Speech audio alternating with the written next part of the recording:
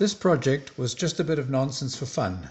I wanted to design a clock that would feature lots of animation action. It needed to have a sort of background story to tie it all together. So it is loosely based on the theme of gnomes, and the idea is that they are busy little folk who do things like underground mining, building clever contraptions, etc. In this case, they were mining a strange mineral substance known as secondium, and it is the fuel that keeps time moving along all the time.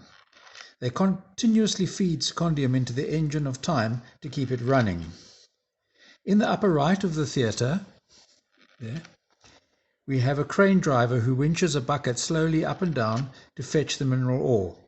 It takes exactly 1 minute for the whole process to complete a full cycle, so there is a second hand painted conveniently on the big gear that powers the winch.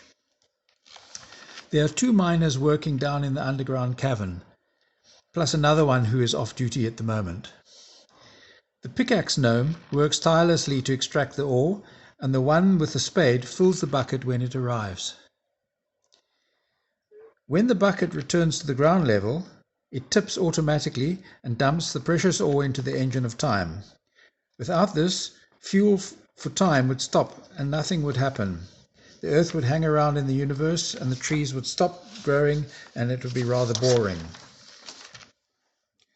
In the lower left of the theatre, we find the pendulum gnome. He has the important job of keeping the pendulum swinging so that time keeps time accurately. If it didn't keep reliable time, then people would miss the train or their favorite TV programs, and supper might get burnt in the oven. The pendulum assistant is one more gnome who is the foreman in charge. He's hitching a ride on the pendulum, or perhaps he's helping to keep it swinging. Who knows? The theatre display at the top center is a very slow-moving picture which is linked to the minute hand of the clock and provides a continuous changing view of the world outside through the window. Let me cheat a bit and give you a sneak preview of some of the images.